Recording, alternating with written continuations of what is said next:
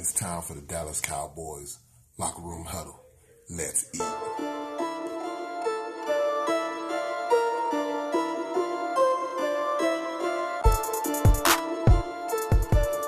Boy, gravity for the Dallas Cowboys locker room huddle. Man, well, there is news after all on the Dallas Cowboys. Former Dallas Cowboy wide receiver Terrell Owens took to Twitter and had some things to say about your old boy Jason Garrett, your favorite head coach, saying that his play calling stinks.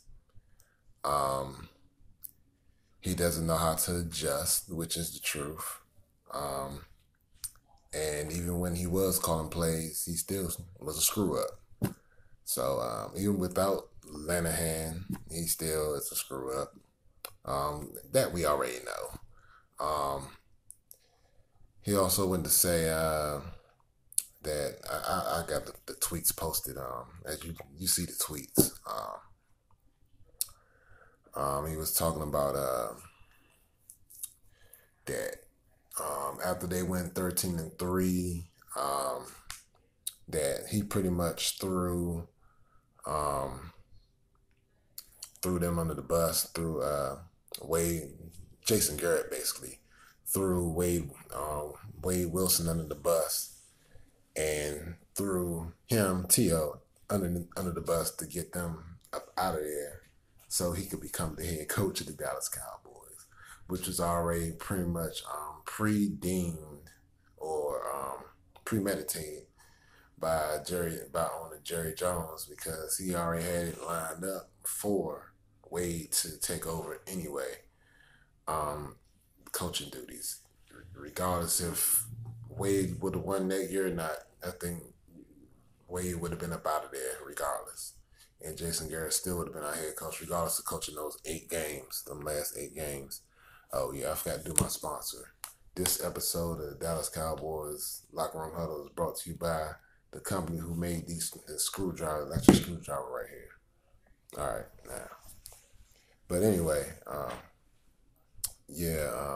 getting back to what T.O. was talking about, I mean, it's all evident, everything that we see on the field, from the play calling, the lack of play calling, and the lack of creativity. Also, you keep running the same plays. You're running the same maybe 3 formations every game. And it's predictable. That's why, since Jason Garrett has been here, in just about every make-or-break game we have lost. Every year pretty much would come down to week 17.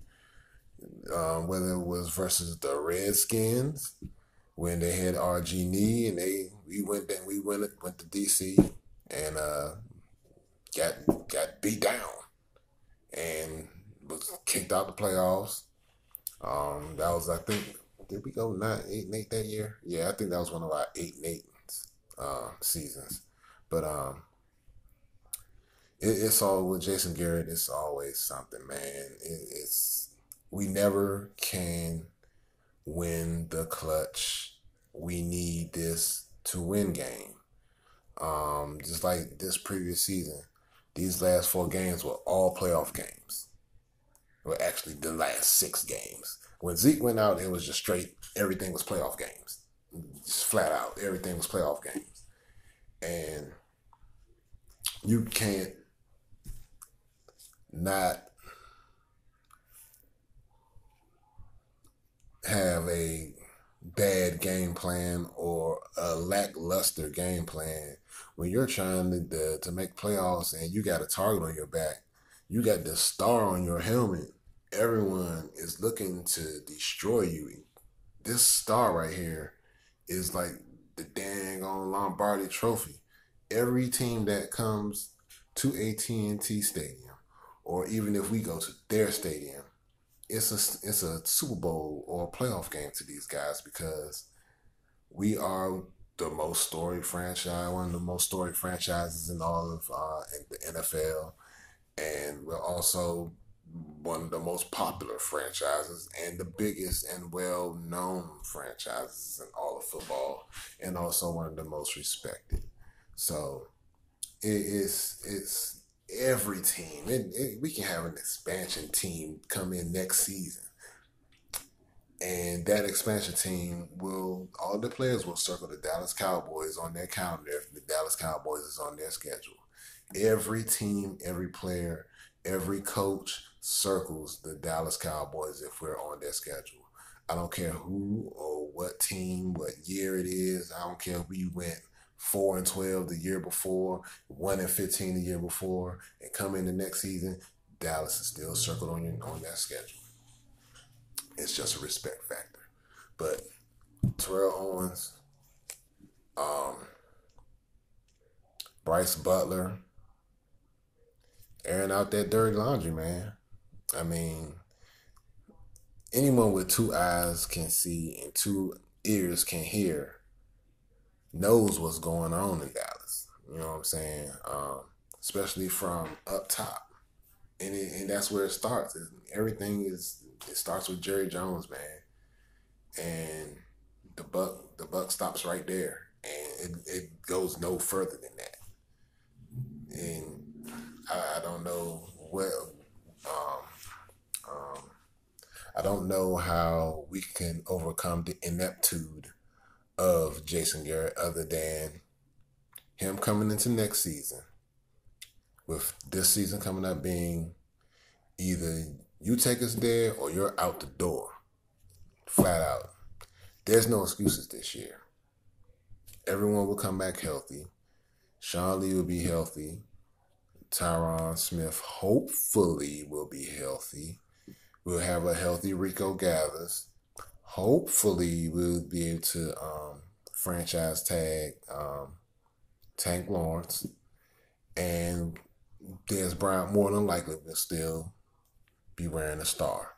So I don't know, man. It's going to be up in the air next year. So hopefully next year we just have a good year. But all of these former players and current players coming out talking about none other than Jason Garrett and how terrible he is. I just want to know who else is going to come out and say anything. I'm waiting for Tony Romo to come out and say something. DeMarcus Ware, those guys played for him and put their bodies on the line, got pretty much knocked out of the league because of injuries, almost damn near. But DeMarcus Ware, he played another 2 years after the fact of leaving Dallas. Went to Denver just to go get his Super Bowl ring, which is just horrible and deplorable, because you put in all of this work, blood, sweat, and tears for this one franchise that you live and die for, and to not be able to even have a chance to win a championship, not even sniff a NFC championship game, not even sniff a possible Super Bowl berth, is just disappointing, to say the least. And hopefully our team will get it together, guys. But I ain't want to make this video too long. But it's your boy Garrett for Dallas Cowboys Locker Room Huddle. Follow me on Twitter at Ike Mace, capital IKE, lowercase, whatever. Anyway, just follow me on Twitter. And I'll holler at y'all, man. Peace out. Like, share, subscribe, hit that bell if you haven't already. And chill. It's your boy, man. I'm out. Peace.